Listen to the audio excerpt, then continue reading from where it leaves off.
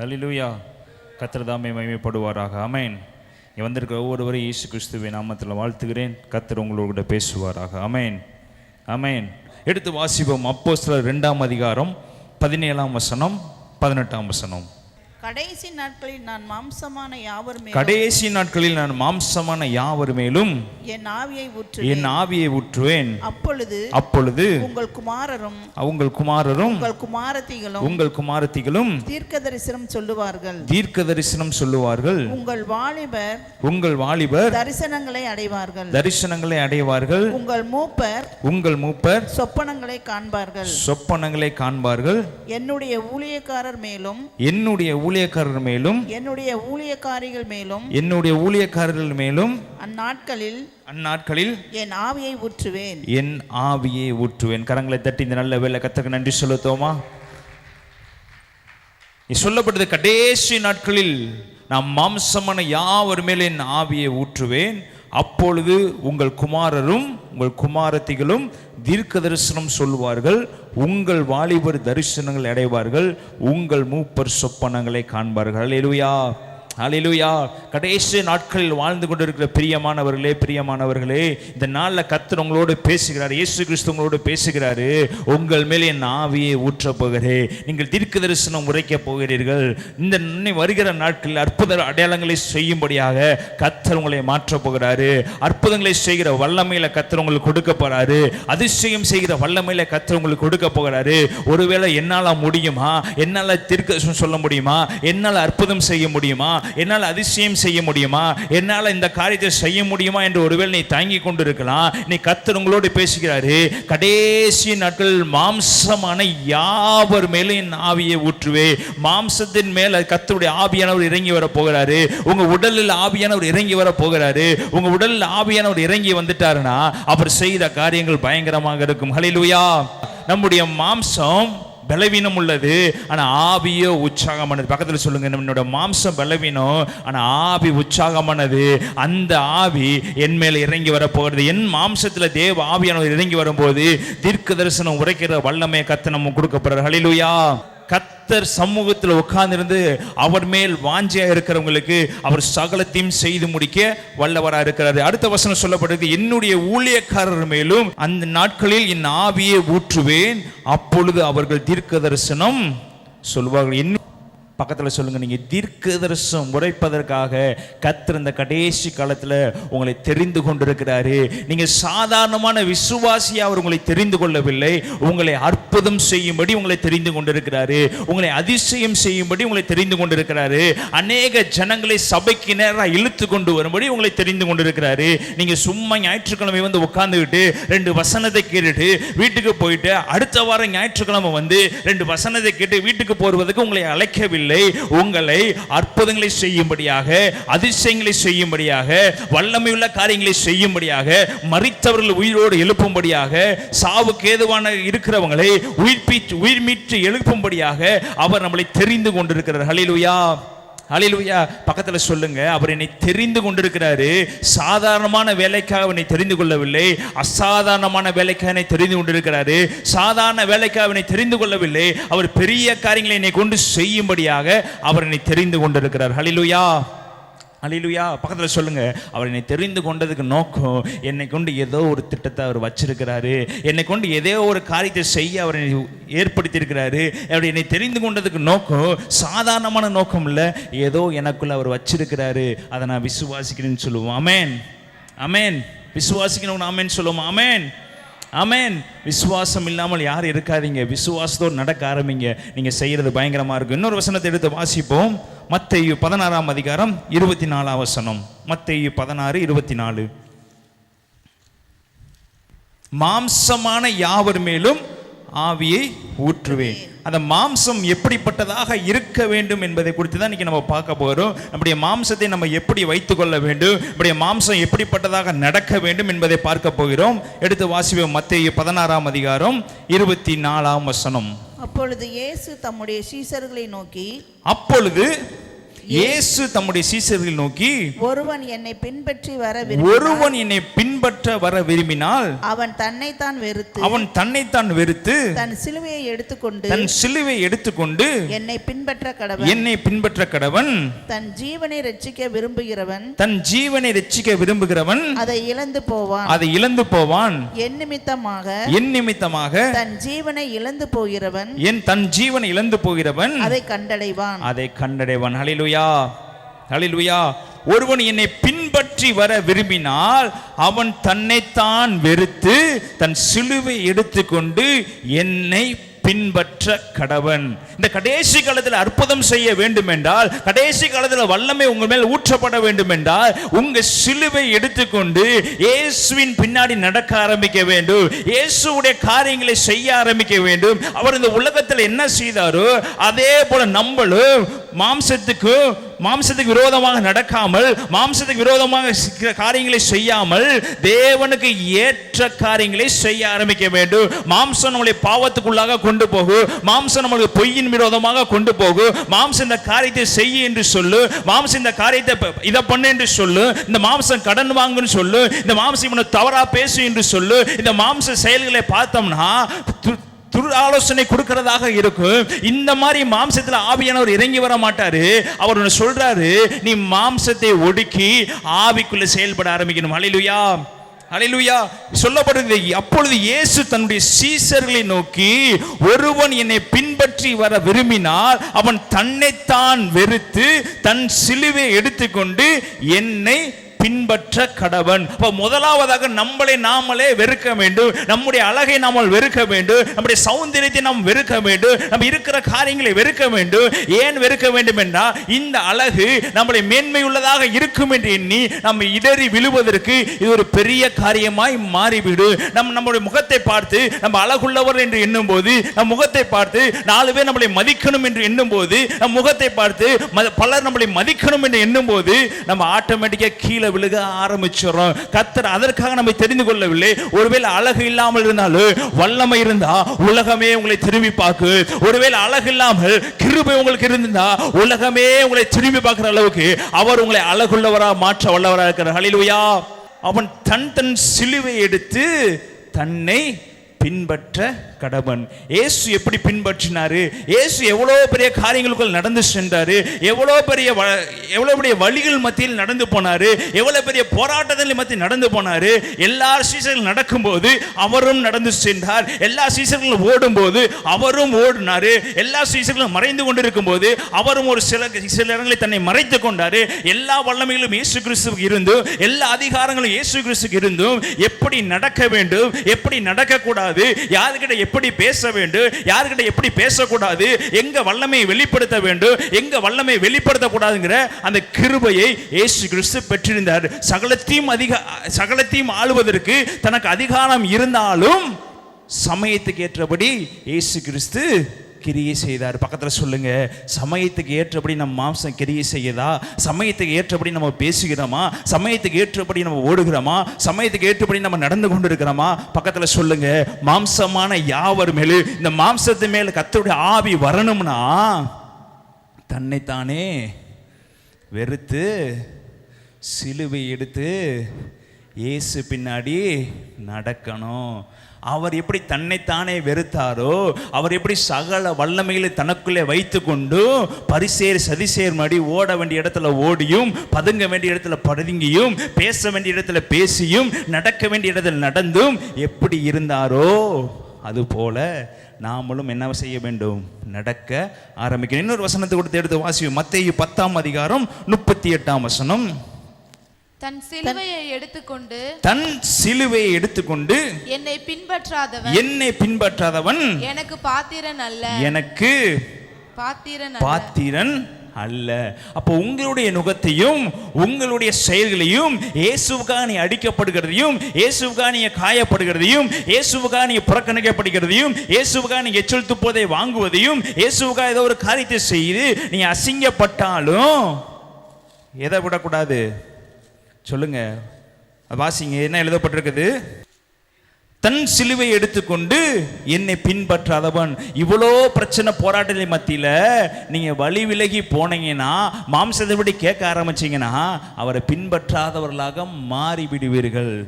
ஏசப்பா சொல்றார், என்னை பின்பற்ற கடவன் தன் சிலுவை எடுத்துக்கொண்டு தன்னை பின்பற்ற கடவன். இன்னொரு வசனத்தை எடுத்து வாசிப்போம். ரோமர் 8ஆம் அதிகாரம் 8ஆம் வசனம் 9ஆம் வசனம். மாம்சத்துக்கு உட்பட்டவர்கள் தேவனுக்கு பிரியமாய் இருக்க மாட்டார்கள். தேவனுடைய ஆவி உங்களில் வாசமாய் இருந்தால் நீங்கள் மாம்சத்துக்கு உட்பட்டவர்களாய் இராமல் ஆவிக்கு உட்பட்டவர்களாய் இருப்பீர்கள். கிறிஸ்துவின் ஆவி இல்லாதவன் அவருடையவன் அல்ல. இங்க எழுதப்பட்டிருக்கிறது, மாம்சத்துக்கு உட்பட்டவர்கள் தேவனுக்கு பிரியமாய் இருக்க மாட்டார்கள். மாம்ச சிந்தையின்படி நடக்கிறவர்கள் இயேசுவுக்கு பிரியமானவர்களாய் இருக்க மாட்டார்கள். மாம்சத்தின்படி ஓடுகிறவர்கள், தன் சொந்த சிந்தனையின்படி ஓடுகிறவர்கள், சொந்த பேச்சின்படி பேசுகிறவர்கள், சொந்த பெருமையை பாடுகிறவர்கள், பக்கத்து வீட்டுக்காரங்களை பேசுறவங்க, பக்கத்து வீட்டுக்காரங்களை சொல்றத இன்னொரு வீட்டுக்காரங்களை சொல்றவங்க, தன் வாய் சும்மா இல்லாமல் என்னென்ன பேசுவது என்று தெரியாமல் உலகபரமான காரியங்களையும், பக்கத்து குடும்பத்து வீட்டு பிரச்சனையும், தான் குடும்பத்து பிரச்சனையும், இன்னும் வாயினால் மாம்சம் என்பது எல்லாமே தன் வாயினால் பேசுவதும், தன் இருதயத்தால் நினைப்பதும், தன் உள்ளத்தினால் யாருக்கும் தெரியாமல் சில காரியங்களையும் கோபங்களையும் சில பொறாமையில் நினைக்கிறது தாங்க மாம்சம். இப்படிப்பட்ட மாம்சம் உங்க வாழ்க்கையில இருந்துச்சுன்னா தீர்க்க தரிசனம் உரைக்க முடியாது. இப்படிப்பட்ட மாம்சம் உங்க வாழ்க்கையில இருந்துச்சுன்னா கடைசி காலத்துல மாம்சமான யாவரு மேலும் அவருடைய ஆவியை ஊற்ற முடியாது. நம்முடைய வாழ்க்கையில சிறந்து விளங்காததுக்கு காரணம் என்ன? நம் வாழ்க்கையில எழும்பி ஓட முடியாததுக்கு காரணம் என்ன? ஏதோ ஒரு மாம்ச போராட்டம் நம்மளை நெருக்கி கொண்டு இருக்கிறதா? ஏதோ ஒரு மாம்ச சூழ்நிலை நம்மளை ஒடுக்கி கொண்டு இருக்கிறதா? நான் பொய் சொல்ல வேண்டாம் நினைக்கிறேன், ஆனா ஏதோ ஒரு காரியத்தில் பொய் சொல்லி விடுகிறேன். நான் திருடக்கூடாது என்று நினைக்கிறேன், ஏதோ ஒரு காரியத்தில் திருடி விடுகிறேன். இவர்களை பற்றி குறை சொல்லக்கூடாது என்று எனக்கு தோணுகிறது, ஆனா என்னை இல்லாமல் குறை சொல்லி விடுகிறேன். இவர்களை பற்றி பேசக்கூடாது என்று தெரிகிறது, ஆனாலும் பேசி விடுகிறேன். என்ன செய்வது என்று தெரியவில்லை. நான் ஏமாற்றக்கூடாது என்று நினைக்கிறேன், ஆனா என்னை இல்லாமல் ஏமாற்றி விடுகிறேன் என்று ஒருவேளை மாம்சத்தில் ஓடிக்கொண்டிருக்கிறீங்களா? இப்படி ஓடிக்கொண்டிருந்தீங்கன்னா எந்த காலத்தில் உங்களால் எந்த அற்புதங்களையும் செய்ய முடியாது, எந்த தீர்க்கதரிசனம் உங்களால் பேச முடியாது, எந்த ஒரு விசுவாசி உன்னால் சபைக்குள்ள கூட்டிக் கொண்டு வர முடியாது. பிரியமானவர்களே, என்னைக்கு தேவ சிந்தையோடு, தேவ ஆவியோடு, தேவ பலனோடு, தேவ சித்தத்தின்படி தேவனை பின்பற்றி நடக்கிறீங்களோ அன்னைக்கு கர்த்தர் உங்களை கொண்டு செய்கிற காரியம் பயங்கரமாக இருக்கும். ஹல்லேலூயா, ஹல்லேலூயா. எழுதப்பட்டிருக்கிறது மாம்ச சிந்தை, அவசரம் மாம்ச சிந்தை மரணம், ஆவியின் சிந்தையோ ஜீவனும் சமாதானமும். எப்படி என்றால் மாம்ச சிந்தை தேவனுக்கு விரோதமான பகை. அது தேவனுடைய நியாய பிரமாணத்துக்கு கீழ்ப்படியாமலும் கீழ்ப்படிய கூடாமலும் இருக்கிறது. மாம்சத்துக்கு உட்பட்டவர்கள் தேவனுக்கு பிரியமா இருக்க மாட்டார்கள். இப்ப பக்கத்துல சொல்லுங்க, தேவ சித்தப்படி இவ்வளவு நடந்து கொண்டு இருக்கிறீங்களா, இல்ல மாம்சம் சொல்வதை கேட்டுக்கொண்டு இருக்கிறீங்களா? சொல்லுங்க. பொய் சொல்லாமல் யாராவது இருக்க முடியுதா? குறை பேசாமல் யாரால் இருக்க முடிகிறதா? தன் வேலையில் ஏமாத்தாமல் யாரால் இருக்க முடிகிறதா? இப்படிப்பட்ட காரியங்களை செய்துவிட்டு ஆண்டவரே அற்புதம் செய்யுங்க, ஆண்டவரே அதிசயம் செய்யுங்க, ஆண்டவரே எழுப்புதலை கொடுங்க, ஆண்டவரே அதை செய்யுங்க, ஆண்டவரே இதை செய்யுங்கன்னா ஒன்றும் நடக்காது. உன்னுடைய பலத்தினால் எவ்வளவுதான் நீ கத்துனாலும், உன்னுடைய பலத்தினால் எவ்வளவுதான் நீ குப்புறப்படுத்தாலும், உன்னுடைய பலத்தினால் எவ்வளவுதான் ஓடினாலும், ஆவியின் கனிகள் உன்னை இல்லாவிட்டால், ஆவியின் பலன் உனக்கு இல்லாவிட்டால், ஆவியின் கிரியை உனக்கு இல்லாவிட்டால், நீ எவ்வளவோ கூப்பிட்டாலும் உனக்கு ஒன்றும் நடக்காது. ஏன் யாரும் கூப்பிடவில்லையா? பாகாலை தேவன், பாகாலை தேவன் என்று தன் உடலை கிழித்து கொண்டு காலையிலிருந்து மாலை வரைக்கும் சத்தத்தை விட்டு தன் உடலை எவ்வளவுதான் கிழிக்க முடியுமோ அவ்வளவோ கிழிச்சாலும், தன் பலத்தை முழுவதும் செலுத்தினாலும் அங்க என்ன வரவில்லை? சத்தம் வரல. ஆனா காலையிலிருந்து சாயந்தரம் வரைக்கும் எவன் அமைதியா உட்கார்ந்து வேடிக்கை பார்த்தானோ அவன் போய் எலியா நிக்கிறாரு. நான் உம்முடைய மகன் என்பதையும் நீர் என் தேவன் என்பதையும் இந்த ஜனங்களுக்கு முன்பாக நிரூபம் என்று ஒரே ஒரு வார்த்தை சொன்னா அக்கினி இறங்கி வந்து பட்சித்து போட்டது. ஹல்லேலூயா, ஹல்லேலூயா. மாம்சத்துல நம்ம பெலனை காண்போம். இனிமேட்டுக்கு வருகிற காலத்துல, கடைசி காலத்துல ஒரு மாம்ச பெலத்தை காமிக்க தேவையில்ல. வார்த்தை என்ற அதிகாரத்தை நீங்க பேச போறீங்க, ஆவி என்ற அதிகாரத்தை பேச போறீங்க. அப்படியே ஆகும் என்று சொல்லும் போது, ஆண்டவரை இறங்கி வந்து அற்புதம் செய்ய என்று சொல்லும் போது, அடுத்த நிமிஷம் இறங்கி கிரியை செய்ய அவர் வல்லவரா இருக்கிறார். ஹல்லேலூயா, ஹல்லேலூயா. ஒருவேளை இது நாள் வரைக்கும் மாம்சப்படி ஓடி இருக்கலாம், இதுவரை மாம்சத்தின்படி நடந்திருக்கலாம். நான் பேசுவது இது என்று தெரியாமலே பேசிக் கொண்டிருக்கலாம். கணவனை தவறாக பேசலாம், மனைவியை தவறாக பேசலாம். இவருக்கு குடும்பத்தை நடத்த தெரியல, இவருக்கு சம்பாதிக்க தெரியல, இவருக்கு ஏமாத்த தெரியல, இவரால் எலும்பி ஓட தெரியல, எல்லாத்துக்கும் முன்னாடி ஏமாந்து வருகிறார் இப்படி தன்னைத்தானே பெருமை பேசிக்கொண்டு, தன் கணவனை பெருமை பேசிக்கொண்டு, தன் மனைவியை பெருமை பேசிக்கொண்டு, இவ மனைவியில ஒன்றுமில்லை என்று சொல்லி பொய்யான காரியத்தை பேசி பேசி பேசி என்னைக்கு நம்ம எலும்பி நடக்க போகிறோம்? உண்மையா என்ன பண்ணணும்? சொல்லணும். சத்தியத்தை சத்தியமா சொல்லணும். வார்த்தையில தாங்க கிரியை செய்கிறார் தேவன்.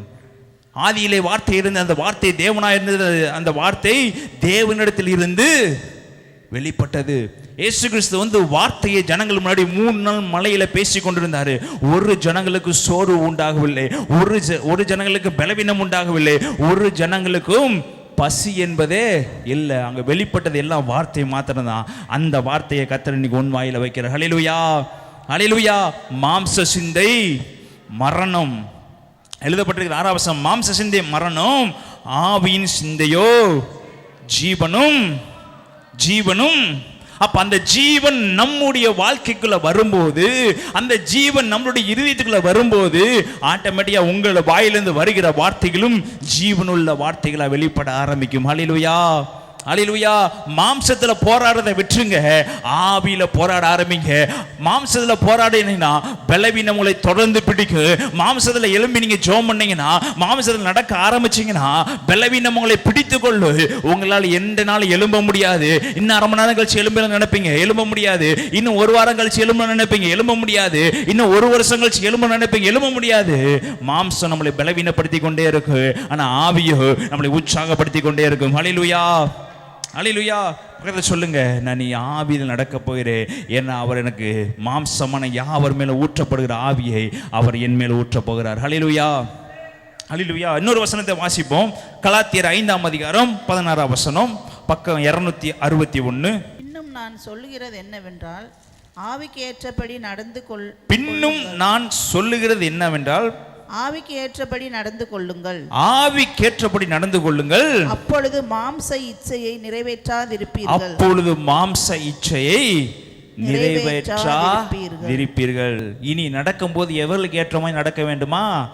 ஆவிக்கேற்றபடி நடக்க வேண்டும். ஒரு வார்த்தை பேசுவதற்கு முன்பதாக, ஏசப்பா இந்த வார்த்தையை நான் பேசிக்கொள்ளவா, இது என்னுடைய சுயத்திலிருந்து வருகிறதா, இல்லை நீர் ஒப்புதல் கொடுக்கிறீரா? இவங்களுக்கு நான் சுவிசேஷம் சொல்ல போறேன், என்னுடைய மாம்ச பலத்தினால் போய் சொன்னா அற்புதம் நடக்குமா, இல்லை நீங்க உத்தரவு கொடுத்து நான் ஆவில சொன்னா அற்புதம் நடக்குமா? நான் நடந்து இத்தனை நாட்கள் என் வாழ்க்கையில் நடந்து கொண்டிருக்கிறேனே, உமக்கு பிரியமாய் நடந்து கொண்டிருக்கிறேனா, இல்லை எனக்கு பிரியமாய் நடந்து கொண்டிருக்கிறேனா?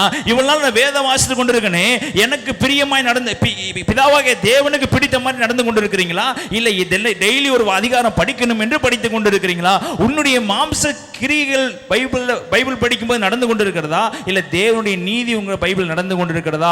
ஒருவேளை தேவனுக்கு பிரியமா நீங்க படிக்க ஆரம்பிச்சீங்கன்னா, ஜீவனோட நீங்க பைபிள் படிக்க ஆரம்பிச்சீங்கன்னா, ஒவ்வொரு வார்த்தையும் ஆணித்தனமா நம்முடைய மனதில் பதிய ஆரம்பிக்கும். ஒவ்வொரு வார்த்தையும் உங்களோடு பேச ஆரம்பிக்கும். எதற்காக இந்த வசனம் சொல்லப்பட்டிருக்கிறது, எந்த காரணத்தினால் இந்த வசனம் சொல்லப்பட்டிருக்கிறது, இந்த வசனம் எனக்கு இது எதனால வருகிறது, இந்த வசனம் எனக்கு என்னத்தை நினைவுபடுத்துகிறது, என் வாழ்க்கையில் இந்த வசனம் என்னத்தை மாற்ற போகிறது என்று ஒரு வசனத்தை தாண்டி உங்களால் அடுத்த வசனத்துக்கு என்ன பண்ண முடியாது, போக முடியாது. ஏனென்றால் ஒவ்வொரு வசனமும் அவ்வளவு ஆழமானவைகள். ஒவ்வொரு வசனமும் உங்களுக்காகவும் எனக்காகவும் எழுதப்பட்டது. வசனத்தினுடைய ஆழத்துக்குள்ள உள்ள போய் பாருங்க, அதுதாங்க ஜீவன். அந்த ஜீவன் உங்களை நடத்த ஆரம்பிக்கும். ஆமென், ஆமென். இன்னொரு வசனத்தை வாசிங்க. கலாத்தியர் 5ஆம் அதிகாரம் 17ஆம் வசனம், அடுத்த வசனம். மாம்சம் ஆவிக்கு விரோதமாகவும், ஆவி மாம்சத்துக்கு விரோதமாகவும் இச்சிக்கிறது. நீங்கள் செய்ய வேண்டும் என்கிறவைகளை செய்யாதபடிக்கு இவைகள் ஒன்றுக்கொன்று விரோதமாய் இருக்கிறது. இப்ப பாருங்க, இது மாம்சம், இது ஆவி, ரெண்டுமே ஒன்று சேராதான். ஆவி சொல்றத மாம்சம் கேட்காதான், மாம்சம் சொல்றத ஆவி கேட்காதான். இப்படிப்பட்ட காரியத்துக்குள்ள நம்மளும் நடந்து கொண்டுதான் இருக்கிறோம். இப்படி நடந்து கொண்டு இருந்தோம்னா ஒன்றுமே நம்ம வாழ்க்கையில் நடக்காது. ஒன்று இருந்தால் மாம்சமாக இருங்க, இல்லைன்னா ஆவியோடு இருங்க. ஒன்று பைபிள் படித்தா ஒழுங்காக படிங்க, இல்லைன்னா எதுவுமே என்ன பண்ணாதீங்க, செய்யாதீங்க. ஒரு காலில் ஆத்திலையும் இன்னொரு காலில் சேத்திலையும் வைத்து கொண்டு ஓடுனீங்கன்னா நம்முடைய வாழ்க்கை பரிதபிக்கப்பட்ட வாழ்க்கையாக மாறி வரும். ஏனென்றால் அவர் கடைசி காலத்தில் உங்களை எழுப்ப சுத்தமாக இருக்கிறாரு. யார் எனக்காய் ஓடுவார், யார் எனக்காய் அற்புதம் செய்வார், யார் இருளில் இருக்க ஜனங்களை வெளிச்சத்தை கொண்டு வருவார், யார் இந்த காரியத்தில் எழுப்புதலுக்கு நேராக ஓடுவோம் என்று அவர் ஒவ்வொருவரையும் கண்ணோக்கி பார்த்து கொண்டிருக்கிறாரு. அவர் உங்களை மாம்சத்தின்படி இல்லாமல் உங்களை ஆவியின்படி நடத்த தேவன் விருப்பமா இருக்கிறாரு. அதுதான் சொல்லப்பட்டிருக்கிறது, கடைசி நாட்களில் நாம் மாம்சமான யாவர் மேலையும் மாம்சத்தை ஊற்ற மாட்டேன். எதை ஊற்றுவேன்? ஆவிய. அப்ப மாம்சத்தின்படி நம்ம உலகத்துல கிரியை செய்கிறது தேவனுக்கு பிரியமில்ல, மாம்சத்தின்படி ஓடுகிறது தேவனுக்கு பிரியமில்ல. நம்முடைய மாம்சத்தை வெறுத்து ஆவியின்படி ஓட ஆரம்பிச்சோம்னா அவர் உங்கள்ட்ட இருந்து பேசுற வார்த்தை தீர்க்கதரிசன வார்த்தைகளாய் மாறும். ஹல்லேலூயா, ஹல்லேலூயா. பக்கத்தில் சொல்லுங்க, இத்தனை நாள் நீங்க எதன்படி ஓடிக்கொண்டு இருக்கிறீங்க? தெரிஞ்சோ தெரியாமலோ எதன்படி ஓடிக்கொண்டு இருக்கிறீங்க? பக்கத்தில் சொல்லுங்க, நான் இனிமேலுக்கு ஆவியின்படி ஓட போகிறேன். அவருடைய ஆவி எனக்குள்ள கலக்க போகிறது, அவருடைய ஆவி என்னை தூக்கி எடுத்த போகிறது. ஏனென்றால் மாம்சம் பரலோகத்துக்கு போகாது, ரத்தம் பரலோகத்துக்கு போகாது, இந்த ட்ரெஸ்ஸு பரலோகத்துக்கு போகாது. எது பரலோகத்துக்கு போனா ஆவிதான். பரலோகத்தில் போய் தேவனோடு உறவாடு. அந்த ஆவிதான் பரலோகத்துக்கு போய் தேவன் சேனைகளின் கர்த்தர் பரிசுத்தர் பரிசுத்தர் பரிசுத்தர் என்று இரவும் பகலும் போற்று. இங்கே நீ போட்டிருக்கிற உடையோ, இங்கே போட்டிருக்கிற மாம்சமோ, இந்த உடலுக்கு போடுகிற நீ போடுற எந்த காரியமும் இந்த பூமியை விட்டு மேலே வரவே வராது. அதுக்கு தான் சொல்றாரு, நீ மாம்சத்தை ஒடுக்கி ஆவியை பெற்றுக்கொள். அந்த ஆவியை பெற்றுக்கொண்டேனா உன்னை கொண்டு நான் செய்கிற காரியம் வித்தியாசமாக மாற்றப்படு, ஆவிக்குரியதாக மாற்றப்படு, கிருபையுள்ளதாக மாற்றப்படு, தீர்க்க தரிசனம் உரைக்கதாக மாற்றப்படு. மாம்சமான யாவர் மேலே என் ஆவியை ஊற்றுவே. உன் சகோதர சகோதரிகள் தீர்க்க தரிசனம் உரைப்பார்கள். நீங்கள் ஒரு வேளை உட்கார ஆரம்பிச்சிங்கன்னா உன் குடும்பத்தில் இருக்கிறவங்க தீர்க்க தரிசனம் உரைக்க ஆரம்பிப்பாங்க. நீங்கள் தீர்க்க தரிசனம் உரைக்க ஆரம்பிப்பீங்க. ஒரு சுற்றி இருக்கிறவங்க தீர்க்க தரிசனம் உரைக்க ஆரம்பிப்பாங்க. ஆதி காலத்தில் நடந்த அற்புதங்கள், ஆதி காலத்தில் நடந்த அதிசயங்கள் ஏன் இன்று நடைபெறவில்லை என்றால், அன்னைக்கு டிவி இல்ல, அன்னைக்கு செல்போன் இல்ல, அன்னைக்கு குறை சொல்றவங்க இல்ல. கர்த்தருடைய வார்த்தையை கேட்க ஆரம்பிச்சாங்க, இயேசுடைய வார்த்தையை கேட்க ஆரம்பிச்சாங்க, அது அப்படியே செயல்படுத்த ஆரம்பிச்சாங்க. வார்த்தையை கேட்டாங்க, வார்த்தையின்படி நடக்க ஆரம்பிச்சாங்க. வார்த்தையை கேட்டாங்க, வார்த்தையின்படி ஓட ஆரம்பிச்சாங்க. வார்த்தையை கேட்டாங்க, பைபிள் என்கிட்ட இல்ல, எதுவும் இல்ல, அவருடைய வார்த்தை எனக்குள்ள இருக்கிறது என்று ஒரே வார்த்தை சொல்றாரு, வெள்ளியும் அல்ல பொண்ணும் அல்ல சொல்லு, என்னிடத்தில் இருக்கிற வார்த்தையை உனக்கு அனுப்புகிறேன் என்று சொல்லும்போது சப்பானை எடுத்து நடந்தான். ஹல்லேலூயா, ஹல்லேலூயா. அந்த வார்த்தையை, அந்த ஆவியை கர்த்தர் உங்கள் மத்தியில் ஊற்றப் போகிறார். ஆமென், ஆமென். எத்தனை பேர் பெற்றுக்கொள்ள ஆசையாக இருக்கிறீங்க? அவர் மாம்சமான யாவர் மேலே என் ஆவியை ஊற்றுவார். பக்கத்தில் சொல்லுங்க, மாம்சத்தை வெறுங்க. உங்கள் மாம்சத்தை என்ன பண்ணுங்க? வெறுத்துட்டு அதில் ஆவியானவரை தூக்கி வைங்க. சிந்திக்கிற எல்லாவற்றையும் ஆவியானவரை சிந்திக்க விட ஆரம்பிங்க. ஒருவேளை நம்ம தெரிஞ்சோ தெரியாமலோ பண்ணுற பாவங்களை ஒப்புக்கொடுங்க. ஏசப்பா, என் மாம்சத்தின்படி செய்த எல்லா காரியங்களையும் என்னால் ஒப்பு கொடுக்குறேன். நீங்கள் என் மத்தியில் இறங்கி வந்து என் மாம்சத்தை தொடுங்க ராஜா. மாம்சம் ஆவிக்கு விரோதமாக, ஆவி மாம்சத்துக்கு விரோதமும் என் வாழ்க்கையில் செயல்படக்கூடாது. என் வாழ்க்கையில் ஆவி மாத்திரமே செயல்படணும். அது இயேசு கிறிஸ்துனுடைய ஆவி மாத்திரமே வாழ்க்கையில தங்கி இருக்கணும். அது பிதாவாகிய தேவனுடைய ஆவியானவரே என் வாழ்க்கையில தங்கியிருந்து அதன்படி நான் நடக்க வேண்டும் என்று கேட்கிறவங்க யாவரும் பெற்றுக்கொள்வார்கள். ஆமென், ஆமென். இன்னொரு வசனத்தை எடுத்து வாசிப்போம். மார்க் 10:17 வசனத்தை வாசிப்போம். பின்பு அவர் புறப்பட்டு வழியிலே போகையில் ஒருவன் ஓடி வந்து அவருக்கு முன்பாக முழங்கால் படியிட்டு நல்ல போதகரே நித்திய ஜீவனை சுதந்தரித்துக் கொள்ளும்படி நான் என்ன செய்ய வேண்டும் என்று கேட்டான். எழுதப்பட்டிருக்கிறது, அவர் ஒரு வகையில புறப்பட்டு போறாரு, ஒரு இடத்துக்கு புறப்பட்டு போறாரு இயேசு கிறிஸ்து. அவர் புறப்பட்டு போகையில் அவருக்கு முன்பதாக ஒருவன் ஓடி வந்து அவருக்கு முன்பதாக முழங்கால் படியிட்டு, நல்ல போதகரே நித்திய ஜீவனை சுதந்தரித்துக் கொள்ளும்படி நான் என்ன செய்ய வேண்டும்? இப்படி அபிஷேகத்தை சுதந்திரித்துக் கொள்ளும்படி நான் என்ன செய்ய வேண்டும்? நான் பரலோகத்துக்கு வரும்படி நான் என்ன செய்ய வேண்டும்? அநேகருக்கு நான் பயனுள்ளவராக மாறுறதுக்கு நான் என்ன செய்ய வேண்டும்? அநேகருக்கு உம்மை பற்றி சுவிசேஷம் சொல்லுவதற்கு நான் எப்படி மாற வேண்டும்? அநேகர் உயிரோடு எழுப்புவதற்கு நான் எப்படி மாற வேண்டும்? அநேகருக்கு தீர்க்கதரிசனம் சொல்லுவதற்கு நான் எப்படி மாற வேண்டும்? நான் நித்திய ஜீவனை பெற்றுக்கொள்வதற்கு நான் எப்படி மாற வேண்டும் என்று ஒருவன் வந்து கேட்கிறான். அதற்கு இயேசு, வாசிங்க. அதற்கு இயேசு, நீ என்னை நல்லவன் என்று சொல்வானேன்? தேவன் ஒருவர் தவிர நல்லவன் ஒருவனும் இல்லையே. விபச்சாரம் செய்யாதிருப்பாயாக, கொலை செய்யாதிருப்பாயாக, களவு செய்யாதிருப்பாயாக, பொய் சாட்சி சொல்லாதிருப்பாயாக, வஞ்சனை செய்யாதிருப்பாயாக, உன் தகப்பனையும் உன் தாயையும் கனம் பண்ணுவாயாக என்கிற கற்பனைகளை அறிந்திருக்கிறாயே என்றார். வாசிங்க. அதற்கு அவன், போதகரே, இவைகள் எல்லாம் என் சிறு வயது முதல் கை கொண்டிருக்கிறேன் என்றான். இப்போ ஒருவன் ஓடி வந்து இயேசு கிட்ட கேட்கிறான், நான் நித்திய ஜீவனை பெற்றுக்கொள்வதற்கு நான் என்ன செய்ய வேண்டும்? அதற்கு அவர் சொல்றாரு, நீ விபச்சாரம் செய்யாது இருக்கணும், நீ பாவம் செய்யாது இருக்கணும், இப்படிலாம் நீ செய்யாது இருக்கணும், நீ மாம்ச சிந்தப்படி ஓடக்கூடாது, மாம்சம் செய்யறதை நீ செய்யக்கூடாது, நீ தேவனுக்கு ஏற்றவில்லை மாத்திரம் செய்யணும், இந்த காரியத்தில் செய்யக்கூடாது, அந்த காரியத்தில் செய்யக்கூடாதுன்னு சொல்லும் போது அடுத்த நிமிடம் அவன் சொல்லுகிறான், அதற்கு அவன், போதகரே, இவைகளை எல்லாம் நான் சிறு வயது முதல் கை கொண்டிருக்கிறேன் என்றார். இயேசு அவனை பார்த்து, அவனிடத்தில் அன்பு கூர்ந்து, உன்னிடத்தில் ஒரு குறை உண்டு. நீ எல்லாவற்றிலும் நல்லவனாக தான் இருக்கிற, தவறில்ல. நீ எல்லாருக்கும் உதவி செய்கிற, தவறல்ல. நீ எல்லா காரியத்திலும் உண்மையா இருக்கிற, தவறல்ல. மாம்சத்துக்கு ஏற்றபடி எந்த காரியத்தையும் செய்ய மாட்டேங்கிற, தவறல்ல. எல்லாரிலும் நீ உண்மையா இருக்கிற என்று சொல்லி இயேசு அவனில் என்ன பண்ணாரு? அன்பு கூர்ந்தாரு. அன்பு கூர்ந்து ஒரே ஒரு வார்த்தை சொல்றாரு, உன்னில ஒரே ஒரு குறை உண்டு மகனே. உன்கிட்ட 99 கரெக்டா இருக்கலாம், அது 100 இருக்கிற ஒன்று உன்கிட்ட குறை இருக்குது. அது என்ன குறை? வாசிங்க. உன்னிடத்தில் ஒரு குறை உண்டு, நீ போய் உனக்கு உண்டானவை எல்லாம் விற்று தரித்திரருக்கு கொடு, அப்பொழுது பரலோகத்திலே உனக்கு பொக்கிஷம் உண்டாயிருக்கும். பின்பு சிலுவையை எடுத்துக்கொண்டு என்னை பின்பற்றி வா என்றார். அவன் மிகுந்த ஆஸ்தி உள்ளவனாய் இருந்தபடியால் இந்த வார்த்தைகளை கேட்டு மனமடிந்து துக்கத்தோடே போய்விட்டான்.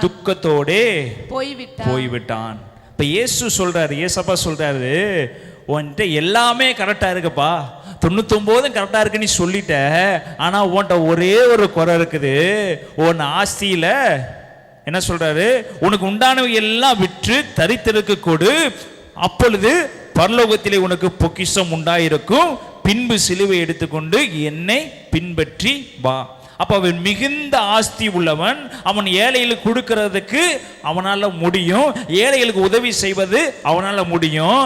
ஆனா அவன் என்ன பண்ண? மிகுந்த ஆஸ்தி உள்ளவனாய் இருந்தபடினால் இந்த வார்த்தையை கேட்டு மனமடிந்து துக்கத்தோடே போய்விட்டான். அப்போ ஒரு பணம் நம்மளை எங்க போக விடாம தடுத்துருச்சு? நித்திய ஜீவனை பெற்றுக்கொள்ள விடாமல் கெடுத்து விட்டது. ஒரு பொய் நம்ம நித்திய ஜீவனை பெற்றுக்கொள்ள விடாமல் கெடுத்துவிடும். ஒரு தேவனுக்கு விரோதமான செயல் ஒரு நித்திய ஜீவனை பெற்றுக்கொள்ளாமல் நம்மளை தடுத்துவிடும். தவறாக பேசுகிற வார்த்தை நித்திய ஜீவனை பெற்றுக்கொள்ளாமல் நம்மளை தடுத்துவிடும். 99 வாழ்க்கையில கரெக்டா இருந்தும் ஒரே ஒரு காரியம் வாழ்க்கையில குறைவு இருந்தா நீங்க தேவனுக்கு முன்பதாக பிரகாசிக்க முடியாது. ஒருவேளை கிருபையின் காலங்கள் என்று சொல்லலாம், எல்லாம் சொல்லலாம். ஆனா தேவன் வருகையில, இப்ப கிருபையின் காலம் தான், மன்னிக்கிறவர், உங்களை தூக்குறவர், எல்லாம் பண்ணுகிறவர் தான். வருகையில வந்து நிற்கும் போது அதில் ஒன்று குறைபா இருந்துச்சுன்னா எங்க போயிடுவோம்? சொல்லுங்க, நித்திய ஜீவனை சுதந்திரித்துக் கொள்ள முடியாமல் போயிடும். இன்னைக்கு கர்த்தராகிய இயேசு கிறிஸ்து உங்களை பார்த்து சொல்றாரு, இப்ப எனக்காக நீ பிரகாசிக்க வேண்டும் என்று விரும்புகிறாய் அல்லவா, நீ எழுப்புதலை பெற்றுக்கொள்ள வேண்டும் என்று விரும்புகிறாய் அல்லவா, நீ அற்புதத்தை செய்ய வேண்டும் என்று விரும்புகிறாய் அல்லவா, தேவனுக்காக ஏதோ ஒரு காரியத்தை செய்ய வேண்டும் என்று விரும்புகிறாய் அல்லவா, அப்ப எவ்வளவு நேரம் எனக்காக நீ முழங்கால் படுகிறாய், எவ்வளவு நாள் தேவனுக்கு நேராக நீ எழும்பி கொண்டிருக்கிற, எவ்வளவு நாள் ஜெபித்து கொண்டிருக்கிற, உன் வாயை நீ கட்டுப்படுத்தி இருக்கிறியா, உன் பணத்த ஆசைகளை நீ கட்டுப்படுத்தி இருக்கிறியா, உன் வேலைகளை ஒதுக்கி வச்சிருக்கிறியா, இந்த காரியங்களை நீ செய்யாமல் விட்டுவிட்டு எனக்கு அற்புதம் செய்ய வேண்டும், நான் எழும்ப வேண்டும், எனக்கு தீர்க்க தரிசனம் வர வேண்டும், எனக்கு அற்புதம் செய்ய வர வேண்டும், நான் சுவிசேஷம் சொல்கிற வர வேண்டும், நான் ஜெபம் பண்ண பிசாசு நடுங்க வேண்டும், நான் ஜெபம் பண்ண பிசாசு ஓட வேண்டும், நான் ஜெபம் பண்ணும்போது அஸ்திவாரலாம் அசைய வேண்டும் என்றால் ஒன்றுமே நடக்காது. உன் வாழ்க்கையை மாற்றாமல், உன் மாம்சத்தை மாற்றாமல், உனக்குரியதை எதுவுமே மாற்றாமல் தேவனுக்காக பிரகாசமாய் இருப்பது, தேவனுக்காக ஊழியம் செய்வது கூடாத காரியம் பிரியமானவர்களே. ஹல்லேலூயா, ஹல்லேலூயா. எல்லாவற்றிலும் சரியாக இருக்கிறான். தேவன் சொன்ன 99 சரியாக இருக்கிறான். ஒரே ஒரு விஷயத்தில் அவன் பலவீனமாக இருக்கிறான். அந்த பலவீனம் என்னன்னா, உனக்கு எல்லாத்தையும் நான் கொடுக்கிறேன்ப்பா, உன்கிட்ட ஒரே ஒரு குறை இருக்குது, நான் பணக்காரனுக்கு கொடுக்க சொல்லல, பெரிய செல்வந்தனுக்கு கொடுக்க சொல்லல, உன்கிட்ட இருக்கிறத விற்று யாருக்கு கொடுக்க சொல்றாரு? தரித்திரருக்கு கொடு, இல்லாதவர்களுக்கு கொடு, முடியாதவங்களுக்கு கொடு. நல்லா இருக்கவனுக்கு ஒருவேளை கொடுக்க சொன்னா, அவன் நல்லா தானே இருக்கிற ஆண்டவரே, அவனுக்கு நான் ஏன் கொடுக்கணும்? இவன் நல்லா தானே இருக்கிற ஆண்டவரே, இவனுக்கு நான் ஏன் கொடுக்கணும்? அவங்களுக்கு ஏன் கொடுக்கணும் என்று கேள்வி கேட்கலாம். ஆனா ஏசப்பா நல்லவர்கள், வல்லவர்கள், செல்வந்தர்களை நோக்கி பார்க்கிறவர் அல்ல. அவர் திக்கற்ற பிள்ளைகளையும், விதவைகளையும், தரித்திரர்களையும், எழும்ப முடியாமல் ஓடுகிற பிள்ளைகளை அவர் கண்ணோக்கி பார்க்கிறவராக இருக்கிறார். ஆமென், ஆமென். அவர் சொல்றாரு, உனக்கு தான் பெரிய ஆஸ்தி இருக்கு, அதை விட்டு ஏழைகளுக்கு கொடு. உனக்கு தேவை நித்திய ஜீவன் தானே, உனக்கு தேவை என்னுடைய ஜீவன் உனக்கு வேண்டும் அல்லவா, என்னுடைய வல்லமை உனக்கு வேண்டும் அல்லவா, என்னுடைய வரங்கள் உனக்கு வேண்டும் அல்லவா. அப்படி சொல்றாரு, நீ விட்டுட்டு வாப்பா, உனக்கு பரலோகத்துல பொக்கிஷங்களை நான் சேர்த்து வச்சிருக்கிறேன், நீ எல்லாத்தையும் கொடுத்துட்டு வாப்பா, பரலோகத்துல உனக்கு அவ்வளோ பெரிய இடத்த நான் ஒதுக்கி வச்சிருக்கிறேன், அங்க வந்து நீ சந்தோஷமா வாழலாம். ஆனா இங்க நீ சிலுவை எடுத்துக்கொண்டு சுமந்துதான் ஆக வேண்டும். பக்கத்துல சொல்லுங்க, இங்க உனக்கு கொடுக்கப்பட்ட சிலுவை நீ சுமந்துதான் ஆகணும். அதை விட்டுட்டு பணத்து பின்னாடி ஓடி, ஞானிகள் பின்னாடி ஓடி, ரெக்கமெண்டேஷன் பின்னாடி ஓடி, இன்னும் சுற்றி இருக்கிறவங்க பின்னாடி ஓடி, டாக்டர் பின்னாடி ஓடி ஒரு யூஸுமே இல்லை. ஆண்டவரை நோக்கி பாருங்க. பார்த்துல சொல்லுங்க, உன் மாம்சத்தை ஒடுக்கி பிதாவாகிய தேவனை நோக்கி பார்க்க ஆரம்பிங்க. கர்த்தர் உன் வாழ்க்கையில் பெரிய அற்புதங்களை செய்கிறவராக. ஹல்லேலூயா, ஹல்லேலூயா.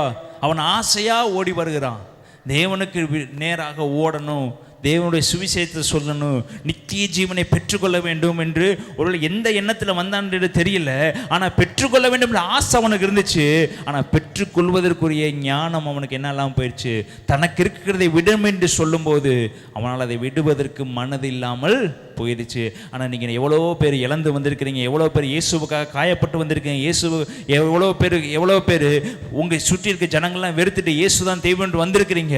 உங்களுக்கு அவர் அற்புதம் செய்ய வல்லவராக இருக்கிறார். ஹல்லேலூயா, ஹல்லேலூயா.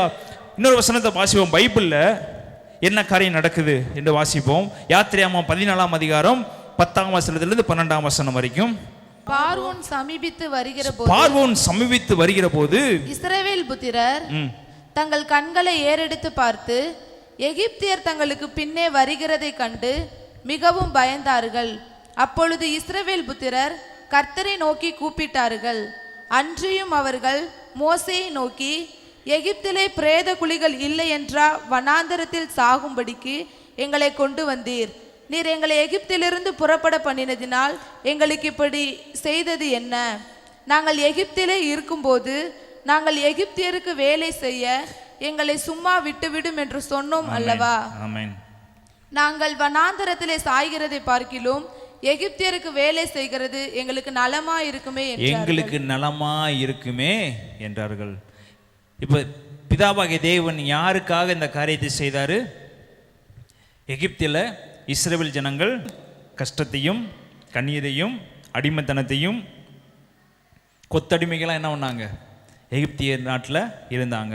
இவர்கள் எல்லாத்தையும் விடுவிக்கும்படியாக பிதாவாகிய தேவன் மோசையை கொண்டு என்ன பண்ணுறாரு? கொண்டுட்டு வராரு. செங்கல் முன்பதாக வரும்போது ஜனங்கள் முறுமுறுக்கிறாங்க. ஏன்னா பின்னாடி வருகிறது பார்வோன். பார்வோன் பின்னாடி வருகிறத பார்த்தவொடனே ஜனங்களால் என்ன பண்ண முடியல, பிதாவாகிய தேவனை இவனால் ஏற்றுக்கொண்டு அற்புதங்களை பார்த்து, அதிசயங்களை பார்த்து, வல்லமைகளை பார்த்து, எல்லாம் பார்த்து தான் துணிஞ்சு எகிப்து நாட்டிலேருந்து வெளியே வந்தாங்க.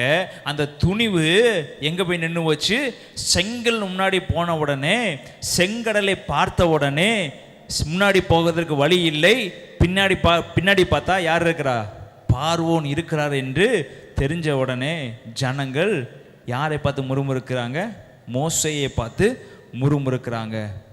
பிரேத குழிகள் இல்லை என்றா என்னை கொண்டு வந்து இங்கே விட்டீங்க, நான் வனாந்தரத்தில் சாகிறதை பார்க்கிலும் எகிப்தில் சத்திருந்தா கூட எனக்கு என்ன கிடைச்சிருக்கும், அங்கே பிரேத குழிகள் கிடைச்சிருக்கும்.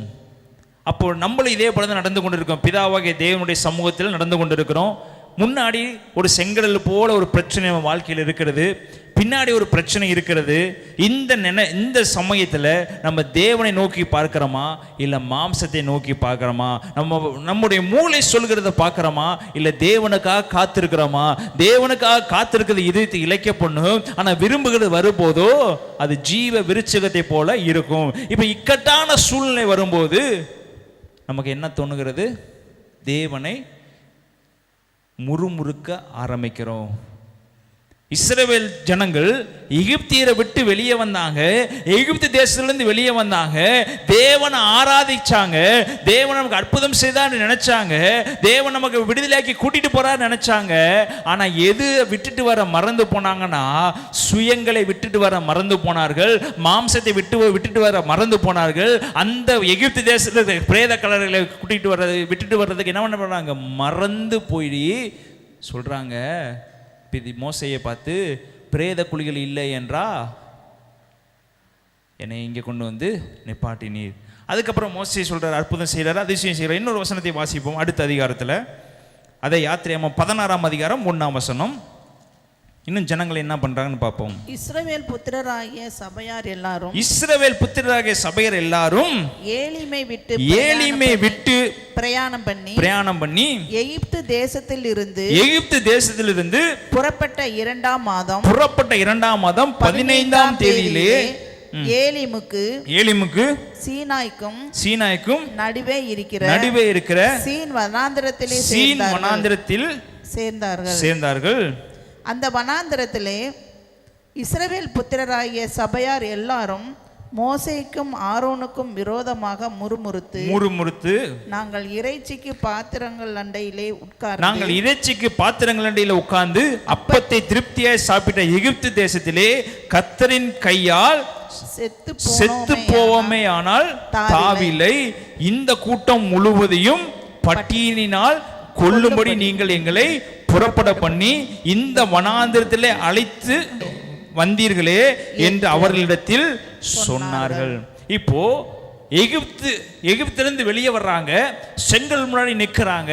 செங்கல் முன்னாடி நின்ன உடனே மோசையை பார்த்து என்ன பண்றாங்க, முறுமுறுக்கிறாங்க. சரி, ஒரு தடவை முறுமுறுக்கிறாங்க. தேவன் அற்புதத்தை செய்கிறாரு. அற்புதத்தை செய்த உடனே ஜனங்கள் விடுதலையாகி செங்கடலின் வழியாக கடந்து சொல்றாங்க. அப்போ திரும்பியும் அந்த இஸ்ரவேல் ஜனங்களுக்கு விசுவாசம் வந்திருக்கணும். தேவன் செங்கல் முன்பதாகவே நம்மளை கடக்க பண்ணினாரு, எகிப்தியரை செங்கடலில் வீழ்த்தி போட்டாரு. இந்த காரியத்தை செய்த தேவன் எனக்கு ஒரு அப்பத்தை கொடுக்க வல்லவரா இருக்கிறாரு, ஒரு மன்னாவை கொடுக்க வல்லவரா இருக்கிறாரு. இவ்வளவு நாள் இரவு பகலும் பனியை போலவும் மலையை போலவும் இருந்தவர் இந்த சீன் வனாந்திரத்தில் எனக்கு அவர் அப்பத்தை கொடுக்க வல்லவரா இருக்கிறார் என்று எண்ணாமல் மோசையை பார்த்து முறுமுறுத்தார்கள். இப்போ முதல் தடவை முறுமுறுத்தாங்க, செங்கல் திறக்கப்பட்டது. ரெண்டாவது தடவை முறுமுறுக்கிறாங்க, வானம் திறக்கப்படுது. மோசை மூலியமா வானம் திறக்கப்பட்டு என்ன வருகிறது, மன்னாவையும். அடுத்த வசனங்களை நீ வாசித்து பார்த்தீங்கன்னா உங்களுக்கு எல்லாம் தெரியும். அவங்க அடுத்தடுத்த வசனங்கள் வாசிக்கும் போது காடையும் மன்னாவும் பொழிகிறது. ஜனங்கள் என்ன பண்றாங்க, சாப்பிட்டு திருப்தியாகிறாங்க. இன்னொரு வசனத்தை வாசிங்க, என்னாகமம் 20ஆம் அதிகாரம் 2ஆம் வசனம். 3 சம்பவத்தை எடுத்துக்கொள்ளுங்க. என்னாகமம் 20ஆம் அதிகாரம் 2ஆம் வசனம். ஜனங்களுக்கு தண்ணீர் இல்லாதிருந்தது. ஜனங்களுக்கு தண்ணீர் இல்லாதிருந்தது. அப்பொழுது அவர்கள் மோசேக்கும் ஆரோனுக்கும் விரோதமாக கூட்டம் கூடினார்கள். ஜனங்கள் மோசேயோடே வாக்குவாதம் பண்ணி எங்கள் சகோதரர் கர்த்தருடைய சந்நிதியில் மாண்டபோது நாங்களும் மாண்டு போயிருந்தால் நலமாயிருக்கும். நாங்களும் எங்கள் மிருகங்களும் இங்கே சாகும்படி நீங்கள் கர்த்தரின் சபையை இந்த வனாந்தரத்திலே கொண்டு வந்தது என்ன? முதலாவது ஒரு இடத்துல என்ன பண்ணாங்க? முறுமுறுத்தாங்க. செங்கல் திறக்கப்பட்டது. தேவன் அற்புதம் செய்தாரு. அப்போவும் விசுவாசம் என்ன ஆயிடுச்சு? குறைஞ்சிருச்சு. ஒரு அற்ப சாப்பாட்டுக்காக என்ன பண்ணாங்க? முறுமுறுத்தாங்க. நான் எகிப்தில் இருந்திருந்தா எனக்கு அந்த சாப்பாடு கிடைச்சிருக்கும், இந்த சாப்பாடு கிடைச்சிருக்குன்னு சொல்லும்போது மோசேக்கு விரோதமாக முறுமுறுத்தாங்க. மோசே என்ன பண்ணாரு? வானத்திலிருந்து அப்பத்தையும் மன்னாவையும் காடையும் என்ன பண்ணாரு? வர வச்சாரு. இந்த மூன்றாவது இடத்துலையும் ஜனங்கள் முறுமுறுக்கிறாங்க. எதற்காக முறுமுறுக்கிறாங்க? முதல் இடத்துல பார்வோனை பார்த்து செங்கல் முன்னாடி இருக்கிறத பார்த்து முறுமுறுத்தாங்க. ரெண்டாவது இடத்துல சாப்பாடு இல்லை என்று முறுமுறுத்தாங்க. மூணாவது இடத்துல தண்ணீர் இல்லை என்று என்ன பண்ணாங்க? முறுமுறுக்கிறாங்க. இதில் என்ன சொல்ல வருகிறேன் என்றால், இப்போ இந்த முறுமுறுக்கிற ஜனங்களை பார்த்து பார்த்து பார்த்து பார்த்து இவ்வளோ நாள் ஆவில் நடந்து கொண்டிருக்கிற மோசேயும் மாம்சத்தின்படி நடக்க என்ன பண்ணிச்சிட்டாரு? ஆரம்பிச்சிட்டாரு. இவ்வளவு நாள் கர்த்தர் சொன்ன வார்த்தையை கேட்டுக்கொண்டிருந்த மோசே இவங்க ஒவ்வொரு வாட்டியும் முறுமுறுக்கிறத பார்த்து, இவங்க ஒவ்வொரு வாட்டியும் குறை சொல்றத பார்த்து, இவ்வளோ காரியங்களை பிதாவாகிய தேவன் செய்தாரு, இவ்வளோ காரியங்களை பிதாவாகிய கர்த்தர் இவங்களுக்காக செய்தாரு. செங்கடலை இஸ்ரவேல் ஜனங்களுக்காக பிளந்திருக்கிறாரு, கண்மலை இஸ்ரவேல் ஜனங்களுக்காக பிளந்திருக்கிறாரு, யோர்தானை இஸ்ரவேல் ஜனங்களுக்காக பிளந்திருக்கிறாரு, இஸ்ரவேல் ஜனங்களுக்காக 10 வாதைகளை வர வச்சாரு, சிறைப்பட்டிருக்க ஜனங்களை எல்லாவற்றையும் பிதாவாகிய தேவன் விடுவித்து கூட்டிட்டு வந்திருக்கிறாரு. ஆனால் இந்த ஜனங்கள் முறுமுறுத்து மோசேயும் என்ன பண்ணிட்டாங்க சொல்லுங்க? மோசேயோட விசுவாசத்தையும் சேர்த்து என்ன பண்ணிட்டாங்க? கெடுத்து போட்டாங்க. பக்கத்தில் சொல்லுங்க, நீங்க முறுமுறுத்தீங்கன்னா நீங்க தனியா முறுமுறுத்துக்கங்க, என்னையும் சேர்த்து கெடுத்துடாதீங்க. நீங்க கெட்டு போறீங்க, நீங்க தனியா கெட்டு போங்க, என்னையும் சேர்த்து என்ன பண்ணாதீங்க? கெடுத்துடாதீங்க. அது மிகவும் பெரிய பாவமாயிரும். ஏன்னா மோசே கானானுக்குள்ள போல முறுமுறுத்தவெல்லாம் கானானுக்குள்ள போயிட்டான். இதுதாங்க கடைசி நாள் நம்மள காலை வாரி விடுறது. நீங்க மட்டும் எந்த காரணத்தை கொண்டு வழிவிடுகாம கர்த்தருடைய சமூகத்தில் உட்கார ஆரம்பிங்க, கர்த்தர் உங்களுக்கு அற்புதம் செய்வார். ஹல்லேலூயா. என்ன நடக்குது வாசிப்போம். ஜனங்கள் மோசேயோட வாக்குவாதம் பண்ணி எங்கள் சகோதரர் கர்த்தருடைய சன்னதியில் மாண்ட போது நாங்களும் மாண்டு போயிருந்தால் நலமா இருக்கும், நாங்களும் எங்கள் மிருகங்களும் இங்கே சாகும்படி நீங்கள் கர்த்தரின் சபையை இந்த வனாந்திரத்தில் கொண்டு வந்தது என்ன? ஏன் இந்த வனாந்திரத்தை கொண்டு வந்தாருன்னா, இந்த வனாந்திரத்தின் வழியாய் ஒரு கானானுக்குள்ள கொண்டு போவதற்காக தான் இந்த வனாந்திரத்தின் பாதையில கொண்டு வராரு. ஒரு ஆசீர்வாதத்துக்குள்ள கொண்டு போறதுக்கு தான் இந்த வனாந்திரத்தின் பாதையை நம்ம கொண்டு வராரு. ஒரு பிரச்சனையின் பாதை நமக்கு வருகிறதுனா ஒரு ஆசீர்வாதத்துக்கு நேராக போயிட்டு இருக்கணும். அந்த இன்பிட்வீன் கேப்ல தான் போராட்டம் நம்ம வாழ்க்கையில் என்ன ஆகிறது? வருது. அதை தாண்டி போகிறதுக்குள்ள நம்ம மாம்சத்தின்படி கிரியை செய்ய ஆரம்பிச்சேன்னா அது தேவனுடைய நீதி அங்கே வெளியரங்கமாகாது. பிரியமானவர்களே, அது உங்களையும் கெடுக்கும், உங்கள் சுற்றி இருக்கணும் சேர்த்து படுகொலை என்ன ஆயிரும்? தள்ளி விட்டுடும். வாசிங்க அடுத்த வசனம். அப்பொழுது மோசேயும் ஆரோனும் சபையாரை விட்டு ஆசரிப்பு கூடார வாசலில் போய் முகங்குப்புற விழுந்தார்கள். கர்த்தருடைய மகிமை அவர்களுக்கு காணப்பட்டது.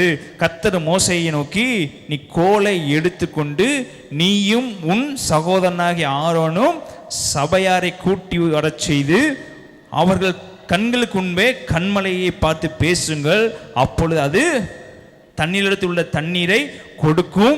இப்படி நீ அவர்களுக்கு கண்மலையிலிருந்து தண்ணீரை புறப்பட பண்ணி சபையாருக்கும் அவர்கள் மிருகங்களுக்கும் குடிக்க கொடுப்பாய் என்றார். அப்பொழுது மோசே தனக்கு கர்த்தர் கட்டளையிட்டபடியே கர்த்தருடைய சன்னதியிலிருந்து கோலை எடுத்தான்.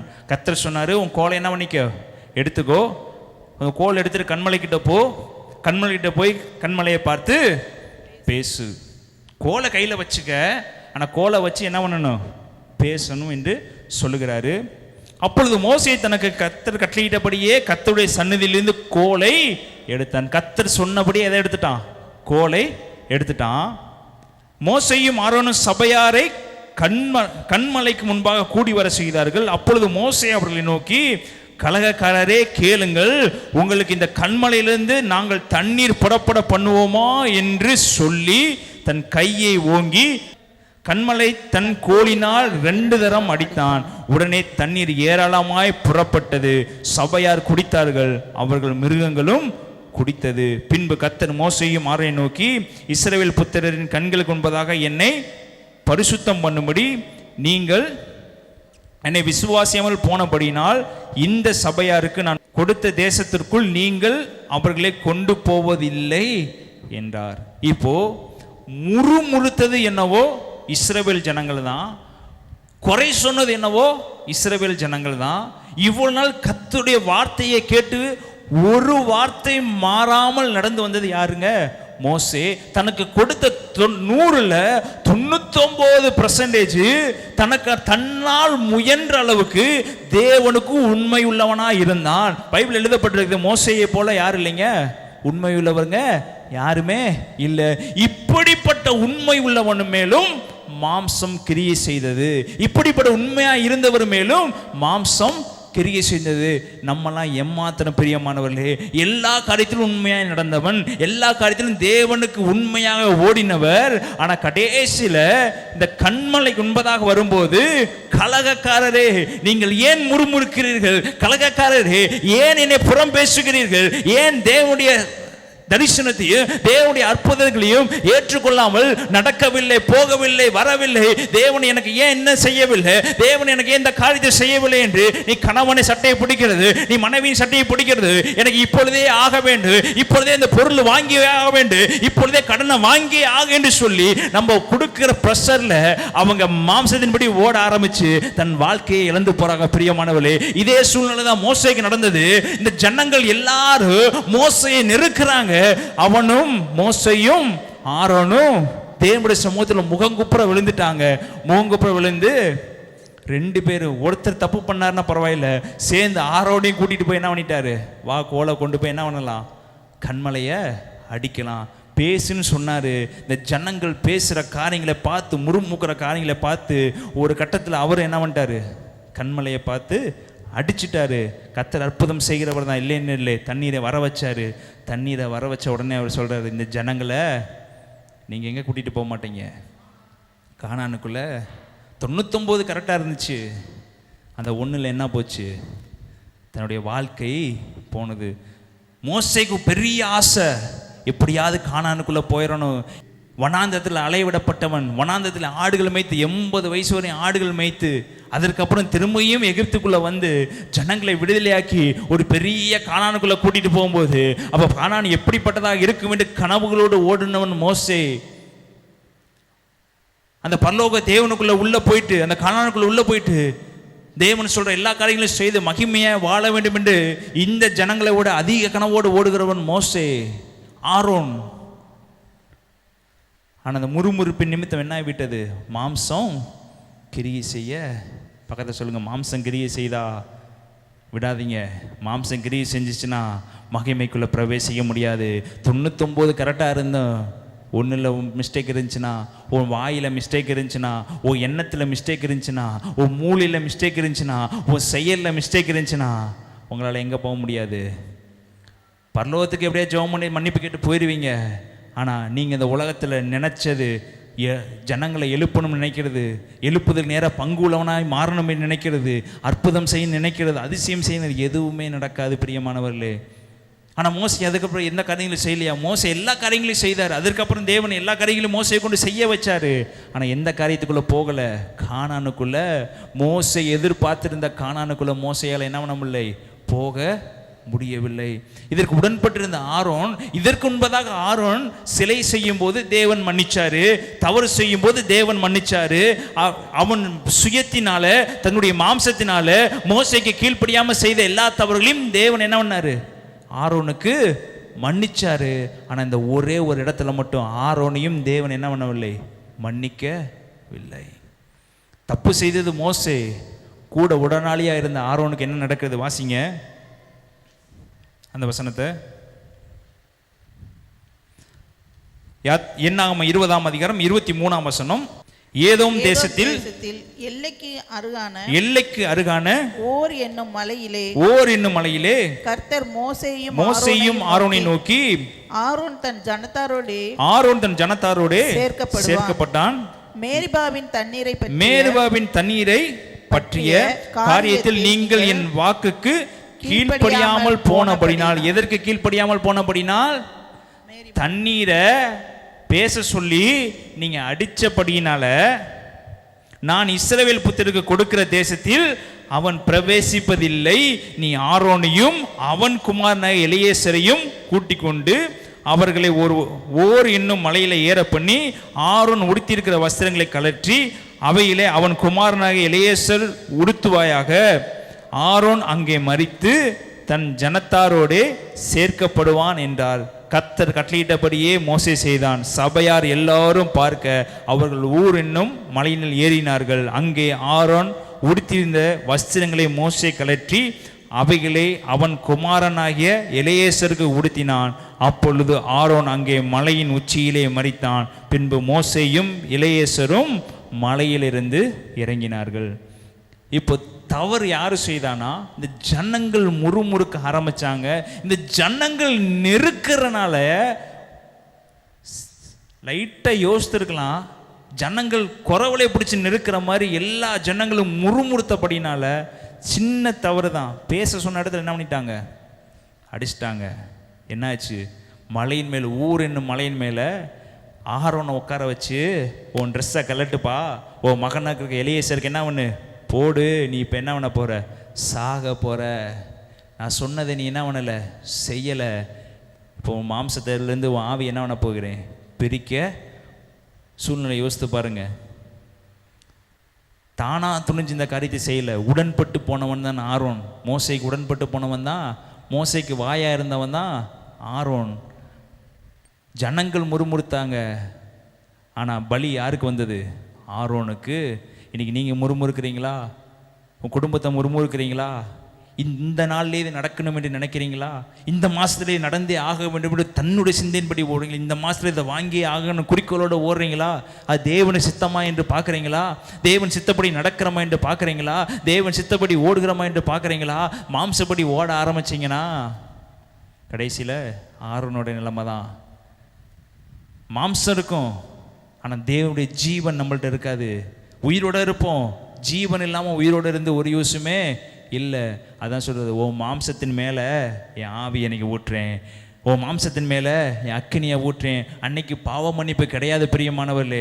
ஒரு வேளை ஆரோனுக்கு பாவ மன்னிப்பு கேட்டு கதறி அழுதா தேவன் மன்னிச்சிருவார் என்ன இருந்துச்சுன்னா, மோசையும் ஆரோன் உடனே என்ன பண்ணியிருப்பாங்க? காலில் விழுந்து பேசிக்கிட்டு என்ன பண்ணி முகங்குப்புற விழுந்தாங்க. ஃபஸ்ட்டு விழுந்து தான் இந்த ஜனங்கள் தண்ணி கேட்குறான்னு கேட்டவங்க, இது தவறு செஞ்சுட்டுமே என்று முகங்குப்புற என்ன பண்ணல? விழுகலை. ஒருவேளை கேட்டிருந்தா கானானுக்குள்ளே என்ன பண்ணியிருப்பாங்க? போயிருப்பாங்க. இன்னைக்கு நம்ம விழுந்து போகிறது யார் தெரியுமா? சுற்றி இருக்கவங்களால தான் விழுந்து போகிறோம்.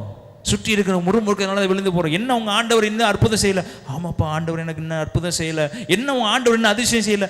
ஆமாங்க, ஆண்டவர் அதிசயம் என்ன செய்யாமல் தான் இருக்கிறாரு. ஏன் இன்னும் உனக்கு குழந்தை இல்லை?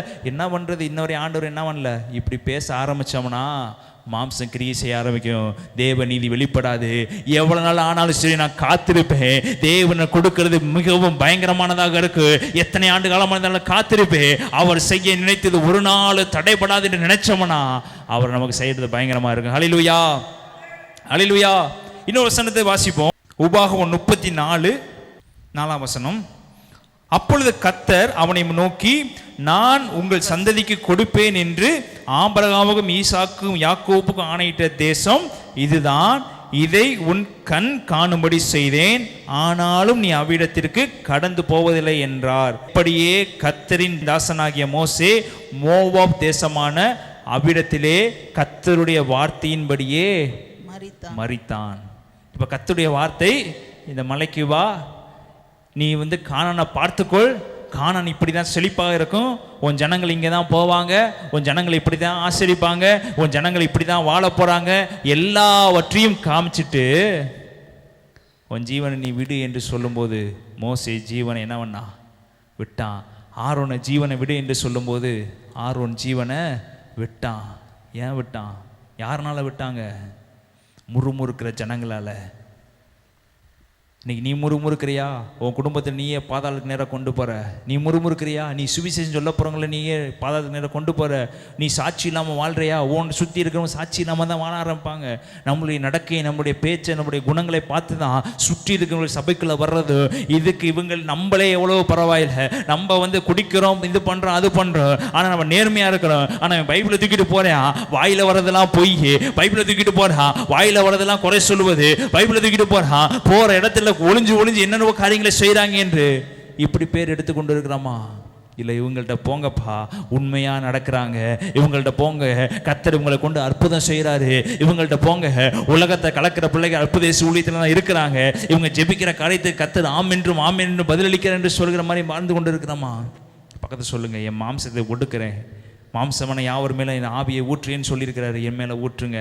99% கரெக்டாக இருந்த மோசே இந்த ஜனங்களை நெருக்கும்போது தன்னை அறியாமல் பண்ண ஒரு காரியம், அவன் கனவு கண்ட வாழ்க்கைக்குள்ளே போக முடியாமல் பரலோகத்துக்கு எடுத்துக்கொள்ளப்பட்டான். பிரியமானவர்களே, இதே போல தான் கேயாசி. எலிசா கூடவே இருந்தவன் கேயாசி. அடுத்த தலைமுறை கேயாசி வர வேண்டும். எலிசா செய்த எல்லா காரியங்களும் கேயாசி பார்த்து கொண்டு இருக்கிறாரு.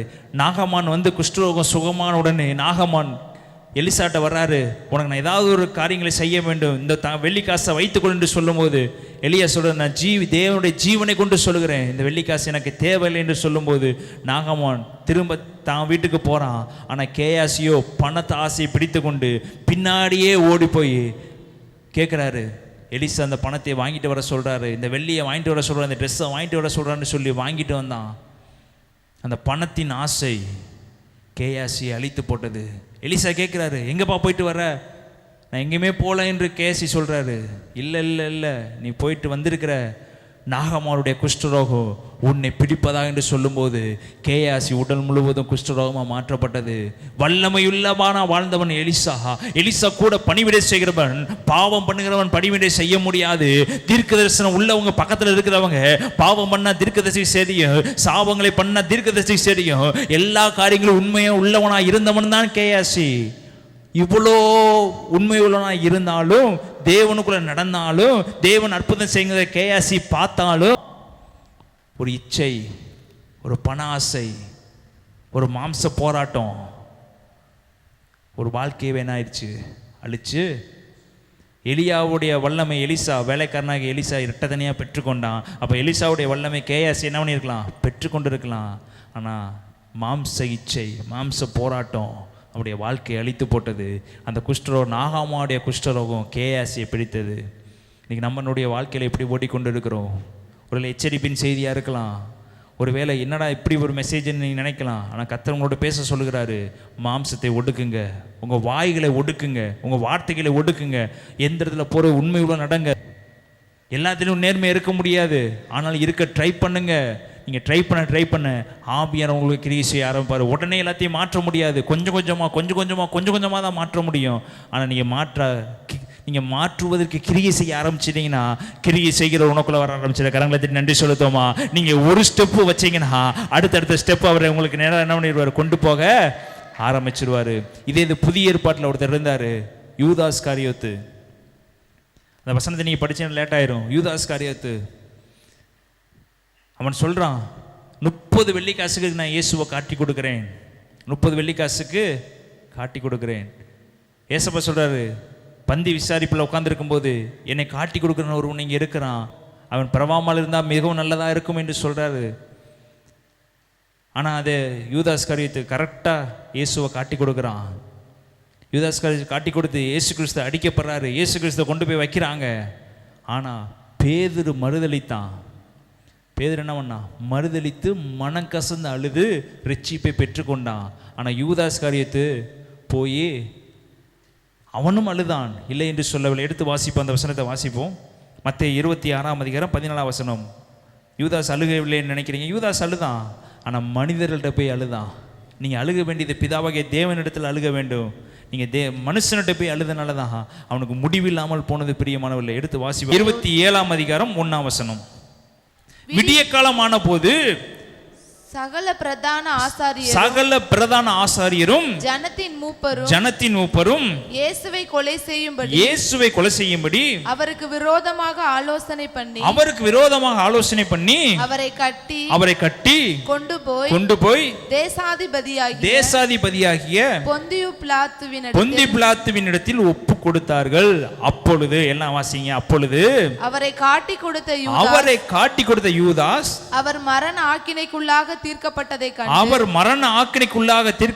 கண்டு மனஸ்தாபப்பட்டு அந்த 30 வெள்ளிக்காசை பிரதான ஆசாரியனிடத்திற்கு மூப்பரிடத்திற்கும் திரும்ப கொண்டு வந்து குற்றமில்லாத இரத்தத்தை நான் காட்டி கொடுத்ததினால் பாவம் செய்தேன் என்றான். அதற்கு அவர்கள், எங்களுக்கு என்ன, அது உன்பாடு என்றார்கள். அப்பொழுது அவன் அந்த வெள்ளிக்காசை தேவாலயத்தில் எரிந்து விட்டு புறப்பட்டு போய் நாண்டு கொண்டு செத்தான். அப்போ யூதாஸ் மனமாறவில்லையா?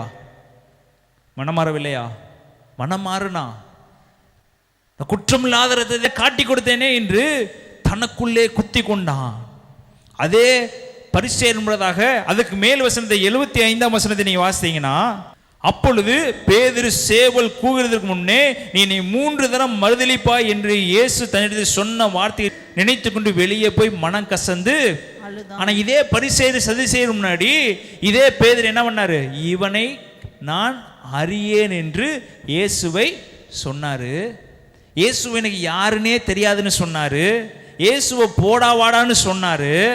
ஆனா வெளியே போய் இந்த வசனத்தை நினைத்து மனம் கசந்து அழுதான். வசனம்னா யாருங்க? அதுதான் இயேசு கிறிஸ்து. இந்த வார்த்தை 3வது தடவை நீ மறுதலிப்பேன்னு சொன்ன உடனே அவன் மனம் கசந்து அழுதான். அவன் பாவம் மன்னிக்கப்பட்டது. ஒருவேளை யூதாசு இதே மனம் கசந்து இயேசுவை நினைச்சு அழுதுதானா, அவர் மன்னிக்கிற தேவனாக தான் இருக்கிறார். ஆமென், ஆமென். அவர் மன்னிக்க வல்லமை உள்ளவர் தான் இருக்கிறாரு. ஆனா இவன் எவ்வளவு தைரியசாலி பாருங்க.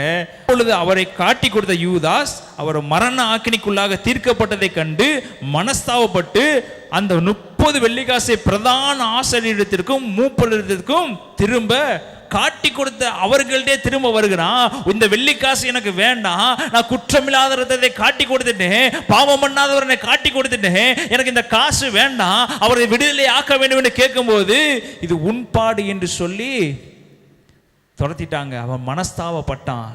தேவனை காட்டி கொடுத்ததுக்கு என்ன பட்டான்? மனஸ்தாபப்பட்டான். ஆனால் மனிதர்களிடத்தில் போய் மனஸ்தாபப்பட்டு மன்னிப்பு கேட்டான். மனிதர்களிடத்தில் போய் தேவனை மீட்டு விடலாம் என்று நினச்சான். அது அவனால் முடியாமல் போனதுனால அவனுடைய முடிவை அவனே தேடிக்கொண்டான். தேவன் அவன் முடிவை தெரிந்து கொள்ளவில்லை. மோசே ஆரோனை போல தேவனே நியமிக்கவில்லை மரணத்தை. அவனா தன் மரணத்தை நியமித்தபடினால் அவன் ஆண்டு கொண்டு செத்தான். ஒருவேளை பேதுரு செய்த விட பெரிய காரியத்தை செய்துட்டாரா? இல்லை. இவர் காட்டி கொடுத்தாரு.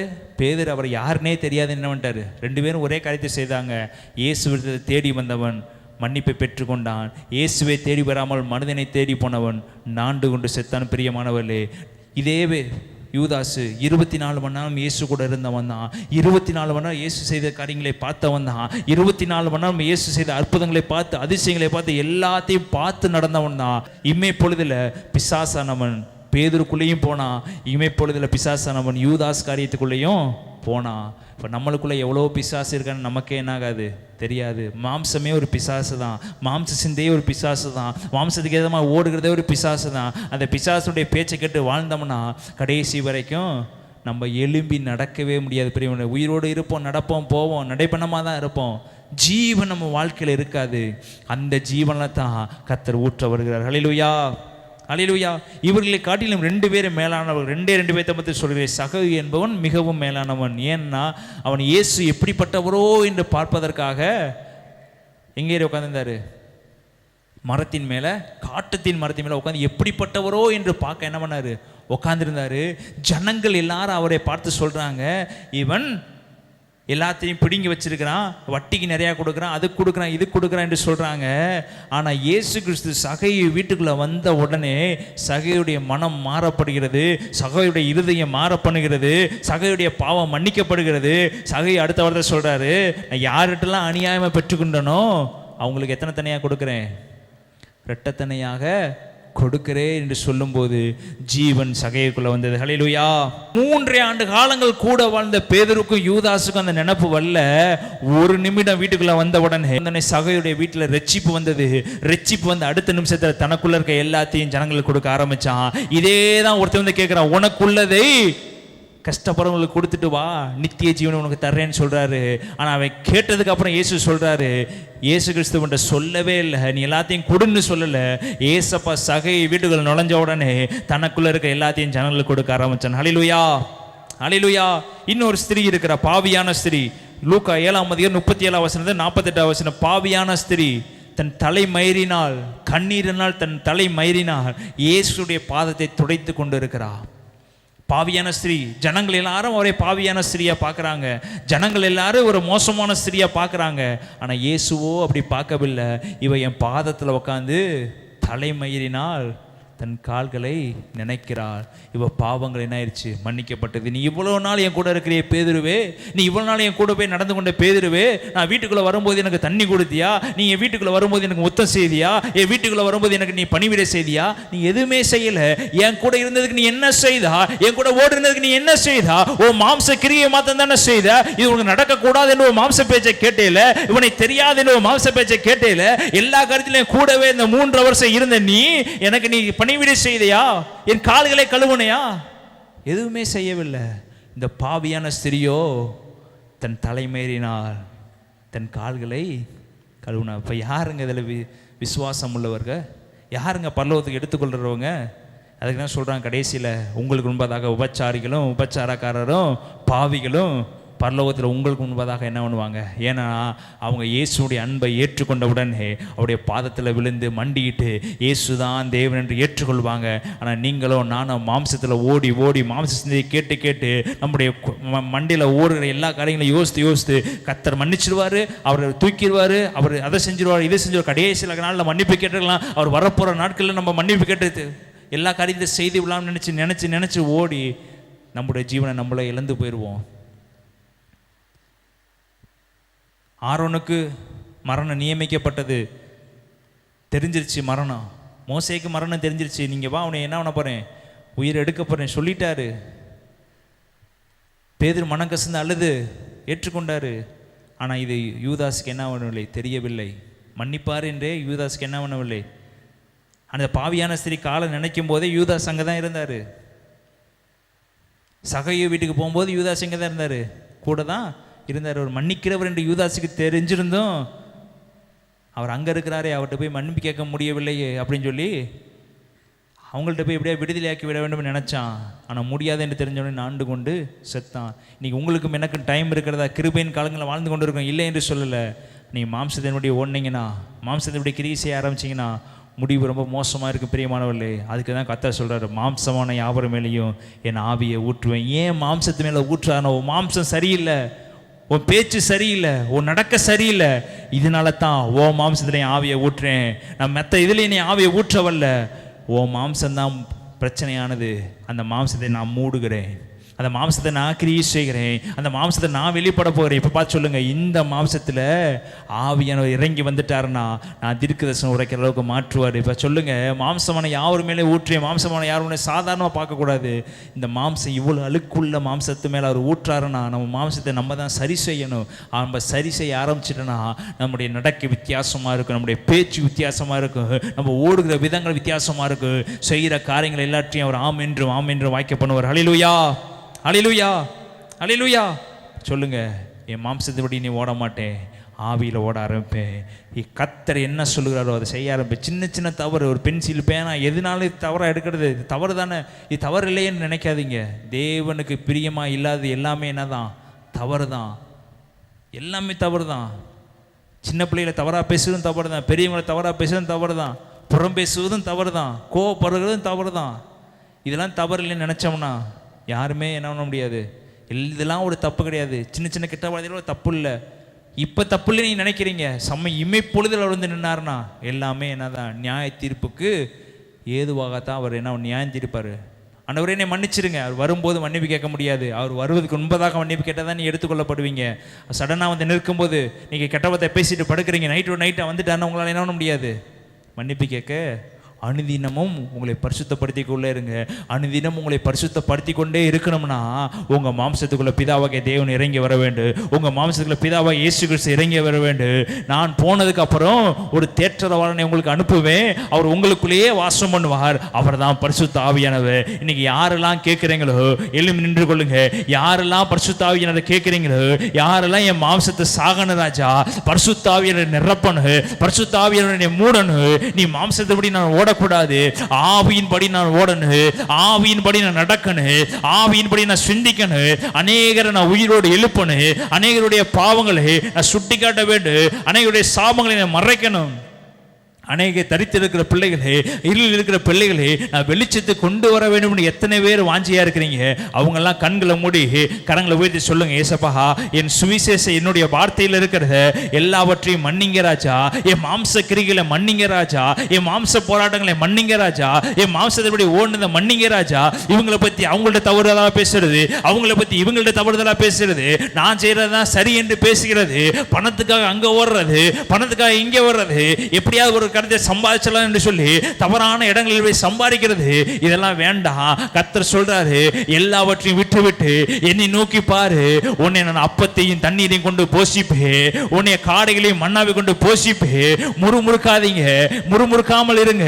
அவர் வாழ்க்கையில பெரிய காரியங்களை செய்ய வல்லவராக இருக்கிற எல்லாம் கண்களை மூடி நல்ல வேளையில எங்கள் நேசிக்கிற அன்பின் பரலோக எஜமானரே இயேசுவை நாம இதை பார்க்கிற கேட்கிற யாவர் மேலேயே தேவ ஆவியானவருடைய வல்லமை கடந்து வரட்டும் என்று செபிக்கிற ராஜா இயேசு கிறிஸ்துவை நாமத்தில் ராஜா. மாம்சத்துக்கு ஏற்றபடி இந்த பிள்ளைகள் ஓடாமல் ராஜா, தேவனுடைய ஜீவனுக்கு ஏற்றபடி தேவ ஆவியானவரை பெற்றுக்கொண்டு இயேசு கிறிஸ்துவை நாமத்தில் ராஜா வல்லமையுள்ள பிள்ளைகளாக, எழுப்புதலின் பிள்ளைகளாக, அநேகர் ராஜா இயேசுவை நாம செத்து போன மரித்த சடல உயிரோடு எடுக்கிற பிள்ளைகளாக, பிசாசன அடிபட்டு கிடக்கிற பிள்ளைகளே உயிர்ப்பிக்கிற பிள்ளைகளாக இயேசுவை நாமத்தில் மாற்றுவீராக என்று ஜெபிக்கிறேன். நீ பெரிய காரியங்களை செய்யும், நீர் மகிமைப்படும். இயேசுவின் நாமத்தில் நல்ல பிதாவே, ஆமென்.